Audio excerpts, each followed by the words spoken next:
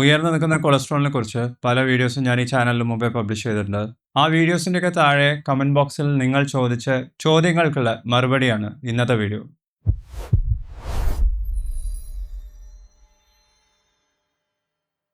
Hi friends, ഞാൻ doctor Prasoon. മലയാളികളുടെ digital health പാർട്ണറായിട്ടുള്ള ഡോഫുഡിയിലേക്ക് നിങ്ങൾക്ക് ഒരിക്കൽ കൂടി സ്വാഗതം. നമ്മൾ തുടങ്ങാം. ആദ്യത്തെ ചോദ്യം, ഈ കൊളസ്ട്രോൾ എന്ന് പറയുന്നത് ശരിക്കും അപകടകരമായിട്ടുള്ള ഒരു സാധനമാണോ അല്ലേ? അതിൻ്റെ ഉത്തരം, കൊളസ്ട്രോൾ നമുക്ക് അത്യാവശ്യം വേണ്ടത് തന്നെയാണ്. ഇത് നമ്മുടെ ശരീരത്തിൽ നിർമ്മിക്കുന്നുണ്ട്. രക്തത്തിലുള്ള മെഴുക്ക് പോലത്തെ ഒരു പദാർത്ഥമാണ് കൊളസ്ട്രോൾ എന്ന് പറഞ്ഞാൽ. നമ്മുടെ ശരീരത്തിലുള്ള പല തരത്തിലുള്ള ഹോർമോണുകൾ ഉണ്ടാക്കാൻ കൊളസ്ട്രോൾ അത്യാവശ്യമാണെങ്കിലും ഇതിൻ്റെ അളവ് രക്തത്തിൽ കൂടി വരുന്നതിനനുസരിച്ച് ചെറിയ രക്തക്കുഴലിൽ ഈ കൂടി നിൽക്കുന്ന കൊളസ്ട്രോൾ കാരണം ബ്ലോക്കുകൾ ഉണ്ടാവുക. അത് ഒരു വലിയ പ്രശ്നമായി മാറിയേക്കാം. ഇങ്ങനെ ഉണ്ടാകുന്ന ബ്ലോക്കുകൾ ഹാർട്ടിലേക്കും ബ്രെയിനിലേക്കും ഒക്കെ പോകുന്ന രക്തക്കുഴലിലാണെന്നുണ്ടെങ്കിൽ ഹൃദയാഘാതവും സ്ട്രോക്കും കിഡ്നി സംബന്ധമായിട്ടുള്ള രോഗങ്ങളെല്ലാം ഉണ്ടാവുക. അടുത്ത ചോദ്യം കുറച്ച് രസകരമായിട്ടുള്ള ചോദ്യമാണ്. ഒരാൾ ചോദിച്ചത്, ഒരേ വീട്ടിലുള്ള 2 പേര് ഒരേപോലെ ഭക്ഷണം കഴിച്ചിട്ടും ഒരാൾക്ക് കൊളസ്ട്രോൾ കൂടി നിൽക്കുന്നു, മറ്റേ ആൾക്ക് കൊളസ്ട്രോൾ നോർമലാണ്. അതിൻ്റെ കാരണം എന്താണ്? ഇതിൻ്റെ ഉത്തരം ഒളിഞ്ഞിരിക്കുന്നത് നമ്മളുടെ കരളിലാണ്. നമ്മളുടെ ശരീരത്തിന് ആവശ്യമുള്ള 80% കൊളസ്ട്രോളും ഉൽപ്പാദിപ്പിക്കുന്നത് ലിവറിലാണ്. ബാക്കി 20% മാത്രമേ നമ്മൾ കഴിക്കുന്ന ഭക്ഷണത്തിലൂടെ നമ്മുടെ ശരീരത്തിൽ എത്തുന്നുള്ളൂ. അതുകൊണ്ട് തന്നെ നിങ്ങളുടെ ശരീരഘടന അഥവാ ജെനറ്റിക്സ് കൊളസ്ട്രോളിൻ്റെ ബാലൻസ് നിയന്ത്രിക്കുന്നതിൽ വലിയൊരു പങ്ക് വഹിക്കുന്നുണ്ട്. നിങ്ങളുടെ ഫാമിലിയിൽ പ്രത്യേകിച്ചും പാരൻസിന് ഉയർന്നു നിൽക്കുന്ന കൊളസ്ട്രോൾ ഉണ്ടെങ്കിൽ നിങ്ങളും എത്ര നല്ല രീതിയിൽ ഭക്ഷണം കഴിച്ചു കഴിഞ്ഞാലും നിങ്ങൾക്കും കൊളസ്ട്രോളിൻ്റെ അളവ് കൂടി നിൽക്കാനുള്ള സാധ്യതയുണ്ട്. മറ്റൊരു ചോദ്യം മുജീബ് ചോദിച്ചിട്ടുള്ളതാണ്. ടോട്ടൽ കൊളസ്ട്രോൾ നോർമൽ ആണെങ്കിലും LDL കൊളസ്ട്രോൾ കൂടുതലാണ്. ഇതൊരു പ്രശ്നമാണോ അല്ലേ? ഇതിൻ്റെ ഉത്തരം എളുപ്പത്തിൽ പറയാം. ടോട്ടൽ കൊളസ്ട്രോൾ നോർമൽ റേഞ്ചിലാണെങ്കിലും 180ഉം 190 ആണെന്നുണ്ടെങ്കിലും LDL കൊളസ്ട്രോൾ അഥവാ ചീത്ത കൊളസ്ട്രോൾ അളവ് കൂടി നിൽക്കുകയാണെന്നുണ്ടെങ്കിൽ അത് രക്തക്കുഴലിൻ്റെ ഉള്ളിൽ ബ്ലോക്കുകൾ ഉണ്ടാക്കാനുള്ള സാധ്യത കൂടുതൽ തന്നെയാണ്. ഈ വിഷയവുമായി ബന്ധപ്പെട്ടുള്ള മറ്റൊരു ചോദ്യം, ഏതാണ് കൂടുതൽ പ്രശ്നക്കാരൻ? കൂടി നിൽക്കുന്ന LDL ആണോ അതോ കുറഞ്ഞിരിക്കുന്ന HDL അഥവാ നല്ല കൊളസ്ട്രോൾ ആണോ? ഇത് അധികം ആൾക്കാരും തെറ്റിദ്ധരിക്കുന്ന ഒരു വിഷയമാണ്. കൂടി നിൽക്കുന്ന LDLനേക്കാളും പ്രശ്നം കുറഞ്ഞു നിൽക്കുന്ന HDL ആണ്. HDLൻ്റെ അളവ് പുരുഷന്മാർക്കും സ്ത്രീകൾക്കും സ്ക്രീനിൽ കാണുന്നത് പോലെയാണ് വേണ്ടത്. പക്ഷെ അധികം ആൾക്കാർക്കും HDL കൃത്യ അളവിൽ ഉണ്ടാവാറില്ല, അത് കുറഞ്ഞിരിക്കും. LDL കൊളസ്ട്രോൾ എത്ര കൂടി നിൽക്കുകയാണെന്നുണ്ടെങ്കിലും കൂടി നിൽക്കുന്ന LDLനെ തിരിച്ച് ലിവറിലേക്ക് എത്തിക്കാൻ HDL കൊളസ്ട്രോൾ വേണം. അതുകൊണ്ട് തന്നെ HDL കൊളസ്ട്രോളിൻ്റെ അളവ് കുറഞ്ഞു കഴിഞ്ഞാലാണ് ഹൃദയാഘാതവും സ്ട്രോക്കും ഇത്തരത്തിലുള്ള കോംപ്ലിക്കേഷൻസ് ഒക്കെ വരാനുള്ള സാധ്യത കൂടുതലുള്ളത്. അതുകൊണ്ട് നിങ്ങൾ അടുത്ത പ്രാവശ്യം ബ്ലഡ് ടെസ്റ്റ് ചെയ്യുന്ന സമയത്ത് LDLും ടോട്ടൽ കൊളസ്ട്രോളും മാത്രം ചെയ്താൽ പോരാ, HDL കൊളസ്ട്രോളിൻ്റെ വാല്യൂയും കൂടി ശ്രദ്ധിക്കണം. അത് നോർമൽ റേഞ്ചിലാണോ എന്നുള്ളതും ശ്രദ്ധിക്കണം. മറ്റൊരാൾ ചോദിച്ചിട്ടുള്ളത്, എൻ്റെ ടോട്ടൽ കൊളസ്ട്രോളും LDLും ഇതെല്ലാം നോർമലാണ്, പക്ഷേ ട്രൈഗ്ലിസറൈഡ്സ് കൂടി നിൽക്കുന്നുണ്ട്, അതൊരു പ്രശ്നമാണോ എന്നുള്ളതാണ്. തീർച്ചയായിട്ടും ട്രൈഗ്ലിസറൈഡ് കൂടി നിൽക്കുന്നത് ഒരു വലിയ പ്രശ്നം തന്നെയാണ്. അധികം ആൾക്കാരും തെറ്റിദ്ധരിക്കുന്ന പോലെ ട്രൈഗ്ലിസറൈഡ്സിൻ്റെ അളവ് രക്തത്തിൽ കൂടുന്നത് നമ്മൾ കൂടുതൽ കൊഴുപ്പുള്ള ഭക്ഷണം കഴിച്ചിട്ടല്ല, മറിച്ച് കാർബോഹൈഡ്രേറ്റ്സും അമിതമായി മധുരം അടങ്ങിയിട്ടുള്ള ഭക്ഷണം കഴിക്കുമ്പോഴാണ്. ഇത്തരത്തിലുള്ള ഭക്ഷണം നമ്മുടെ ലിവറിൽ എത്തിക്കഴിഞ്ഞാൽ അതിനെ ലിവർ തന്നെ ട്രൈഗ്ലിസറൈഡിൻ്റെ രൂപത്തിലാക്കി മാറ്റുകയാണ് ചെയ്യുന്നത്. ട്രൈഗ്ലിസറൈഡ് എന്ന് പറയുന്നത് ഫാറ്റിൻ്റെ ഒരു സ്റ്റോറേജ് ഫോമാണ്. ഇത് കൂടി നിന്നു കഴിഞ്ഞാലും നേരത്തെ പറഞ്ഞ രീതിയിലുള്ള ഹൃദയ സംബന്ധമായിട്ടുള്ള രോഗങ്ങൾ ഉണ്ടാവാനുള്ള സാധ്യത കൂടുതൽ തന്നെയാണ്. ഈ വിഷയത്തിനെക്കുറിച്ച് നിങ്ങൾ കൂടുതൽ മനസ്സിലാക്കാൻ കാർഡ്സിലുള്ള വീഡിയോ കാണുക. ഇനി ഫാസ്റ്റിംഗ് ലിപിഡ് പ്രൊഫൈൽ എന്ന് പറഞ്ഞ ബ്ലഡ് ടെസ്റ്റ് നിങ്ങൾ ചെയ്തിട്ടുണ്ടെങ്കിൽ അതിൽ കാണുന്ന ഒരു വാല്യൂ ആണ് VLDL, അതായത് വെരി ലോ ഡെൻസിറ്റി ലൈപ്പോപ്രോട്ടീൻ. ഇതിൻ്റെ അളവ് മാത്രം കൂടി നിന്നു കഴിഞ്ഞാലും പ്രശ്നമാണോ എന്ന് പലരും ചോദിച്ചിട്ടുണ്ട്.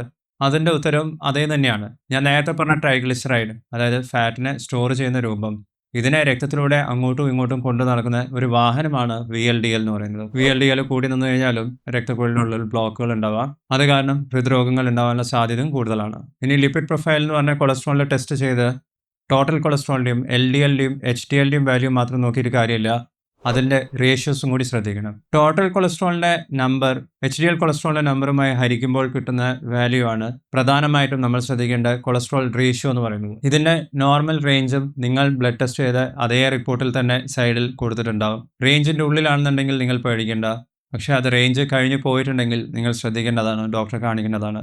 ഇതുപോലെ നിങ്ങൾ ശ്രദ്ധിക്കേണ്ട മറ്റൊരു റേഷ്യോ ആണ് ട്രൈഗ്ലിസറൈഡും HDLും കൂടി ഡിവൈഡ് ചെയ്ത് കിട്ടുന്ന റേഷ്യോ.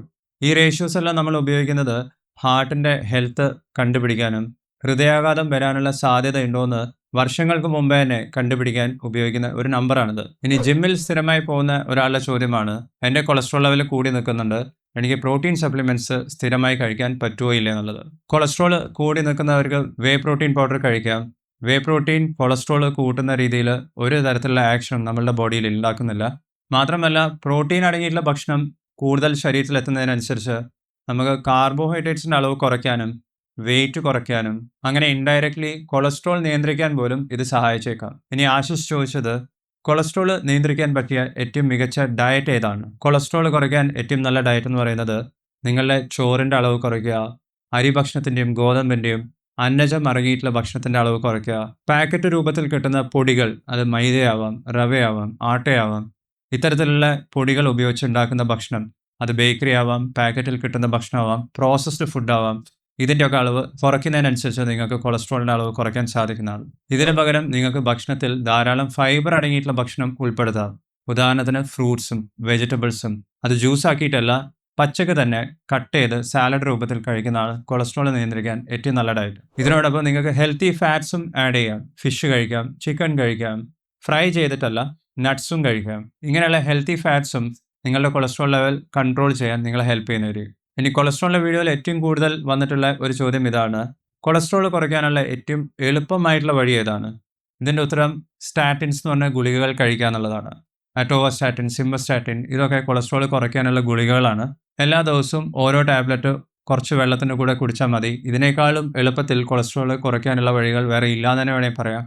ഇത് വളരെ ഇഫക്റ്റീവാണ്. ഒരുപാട് പേരുടെ ജീവനും സ്റ്റാറ്റിൻസ് എന്ന് പറഞ്ഞ ഗുളികൾ രക്ഷിച്ചിട്ടുമുണ്ട്. പക്ഷേ സ്റ്റാറ്റിൻസ് എന്ന് പറയുന്ന ഗുളിക ഈസിയസ്റ്റ് മെത്തേഡ് ആണെങ്കിലും അത് ബെസ്റ്റ് മെത്തേഡ് ആണോ എന്ന് ചോദിച്ചാൽ ഒരിക്കലുമല്ല. കൃത്യമായിട്ടുള്ള ഭക്ഷണ രീതി, നേരത്തെ പറഞ്ഞ ഡയറ്റ് ഫോളോ ചെയ്യുന്നതും, എല്ലാ ദിവസവും ഒരു അരമണിക്കൂർ കാർഡിയോ എക്സസൈസ് ചെയ്യുന്നതും, കൃത്യമായി എല്ലാ ദിവസവും 7 മണിക്കൂറിനടുത്ത് ഉറങ്ങുന്നതും, ഇതെല്ലാം കൊളസ്ട്രോൾ നിയന്ത്രിക്കാൻ നിങ്ങളെ സഹായിക്കുന്നതാണ്.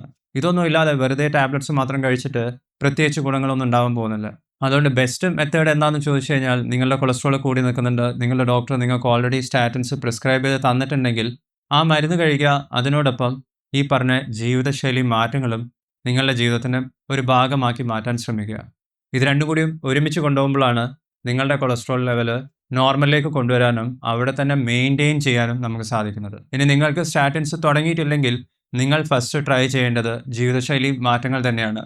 ഡയറ്റും എക്സസൈസും ചില സപ്ലിമെൻറ്റ്സും നിങ്ങൾക്ക് കഴിക്കാം. അതിലും കുറേ പേര് ചോദിച്ചിട്ടുള്ള ഒരു ചോദ്യം ഏറ്റവും മികച്ച സപ്ലിമെൻ്റ് ഏതാണെന്നുള്ളതാണ്. ഒരു സംശയവുമില്ലാതെ കൊളസ്ട്രോൾ കുറയ്ക്കാൻ പറ്റുന്ന ഏറ്റവും മികച്ച supplement omega-3 fish oil supplements ആണ്. അതായത് മീനെണ്ണ ഗുളിക.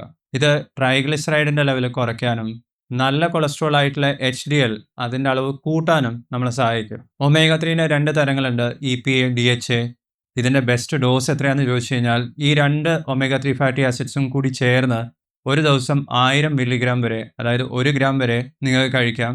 200ഉം 300ഉം മില്ലിഗ്രാം മാത്രമുള്ള omega-3 ഫാറ്റി ആസിഡ്സ് കഴിച്ചു കഴിഞ്ഞാൽ കൊളസ്ട്രോൾ കുറയ്ക്കുന്ന ഇഫക്റ്റ് നമുക്ക് കിട്ടാൻ ബുദ്ധിമുട്ടാണ്.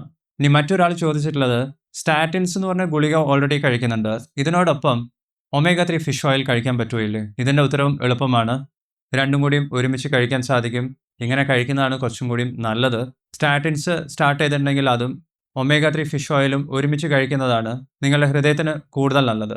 പക്ഷേ ഇത് രണ്ടും ഒരേ ഗ്ലാസ് വെള്ളത്തിൽ തന്നെ കുടിക്കണമെന്നില്ല. നിങ്ങൾക്ക് 2 മണിക്കൂർ ഗ്യാപ്പിൽ കഴിക്കാം. ഇല്ലെങ്കിൽ omega-3 ഫിഷ് ഓയിൽ രാത്രി കഴിക്കുന്നതാണ് നല്ലത്, കിടന്നുറങ്ങാൻ പോകുന്നതിന് മുമ്പേ. മറ്റു പലർക്കുമുള്ള പ്രധാന ചോദ്യം omega-3 fish oil aspirin, Ecosprin ഇത്തരത്തിലുള്ള മരുന്നിൻ്റെ കൂടെ കഴിക്കാൻ പറ്റുമോ ഇല്ലേ എന്നുള്ളതാണ്. ആസ്പിരിൻ എല്ലാം ഹൃദയ സംബന്ധമായിട്ടുള്ള രോഗങ്ങൾ വന്നിട്ടുള്ള ആൾക്കാർക്ക് രക്തം കട്ട പിടിക്കാതിരിക്കാൻ വേണ്ടി ഡോക്ടേഴ്സ് എഴുതുന്ന മരുന്നാണ്. ഫിഷ് ഓയിലിനും ചെറിയ രീതിയിൽ രക്തത്തിൻ്റെ കട്ടി കുറയ്ക്കാനുള്ള ഒരു ആക്ഷൻ ഉണ്ട്. സാധാരണ ആസ്പിരിൻ്റെ ഡോസ്, അതായത് 75 മില്ലിഗ്രാം ഒക്കെയാണ് എല്ലാ ദിവസവും നിങ്ങൾ കഴിക്കുന്നതെങ്കിൽ ഫിഷ് ഓയിൽ ഇതിൻ്റെ കൂടെ കഴിക്കുന്നതിന് പ്രശ്നങ്ങളില്ല. പക്ഷേ ഉയർന്ന ഡോസിൽ, അതായത് 150ഉം അതിൻ്റെ മുകളിലേക്കൊക്കെയാണ് നിങ്ങൾ ആസ്പിരിൻ കഴിക്കുന്നതെങ്കിൽ ഫിഷ് ഓയിൽ സപ്ലിമെൻറ്റ്സ് സ്റ്റാർട്ട് ചെയ്യുന്നതിന് മുമ്പ് നിങ്ങളുടെ ഡോക്ടറുമായി ഈ വിഷയം ചർച്ച ചെയ്യേണ്ടതാണ്. ഡോക്ടറുടെ നിർദ്ദേശപ്രകാരം മാത്രം ഫിഷ് ഓയിൽ സപ്ലിമെൻറ്റ്സ് എടുക്കുക. ഇനി അവസാനത്തെ ചോദ്യം, ഏറ്റവും മികച്ച ഫിഷ് ഓയിൽ സപ്ലിമെൻറ്റ്സ് ഏതാണ്? ഇന്ന് മാർക്കറ്റിൽ കിട്ടുന്ന പല ഫിഷ് ഓയിലിലും ഹെവി മെറ്റൽസ് അടങ്ങിയിട്ടുണ്ടാവും. നിങ്ങൾ നോക്കുന്ന ഹൈ ക്വാളിറ്റി ആയിട്ടുള്ള ഫിഷ് ഓയിൽ സപ്ലിമെൻറ്റ്സ് ആണെങ്കിൽ, ഡോക്ടേഴ്സ് റെക്കമെൻഡ് ചെയ്യുന്ന ബ്രാൻഡുകളാണെന്നുണ്ടെങ്കിൽ അത് നിങ്ങൾക്ക് ഡോഫുഡി സ്റ്റോറിൽ ഇപ്പോൾ ലഭിക്കുന്നതാണ്. ഡോഫുഡി സ്റ്റോർ സന്ദർശിക്കാനുള്ള ലിങ്ക് നിങ്ങൾക്ക് ലൈക്ക് ബട്ടൻ്റെ താഴെ കാണാവുന്നതാണ്. കൊളസ്ട്രോൾ കൂടി നിൽക്കുന്നതിനെക്കുറിച്ച് നിങ്ങൾക്ക് ഇനിയും സംശയങ്ങളുണ്ടെങ്കിൽ ഈ വീഡിയോൻ്റെ താഴെ ചോദിക്കാവുന്നതാണ്. ഈ ഒരു ക്വസ്റ്റ്യൻ ആൻസർ സെഷൻ നിങ്ങൾക്ക് യൂസ്ഫുൾ ആയെന്ന് വിചാരിക്കുന്നു. നിങ്ങൾക്ക് ഈ വീഡിയോ ഇഷ്ടപ്പെട്ടിട്ടുണ്ടെങ്കിൽ ലൈക്ക് ചെയ്യുക, ചാനൽ സബ്സ്ക്രൈബ് ചെയ്യാൻ വിട്ടുപോകരുത്. ഞാൻ നിങ്ങളെ അടുത്ത വീഡിയോയിൽ കാണാം. ബൈ.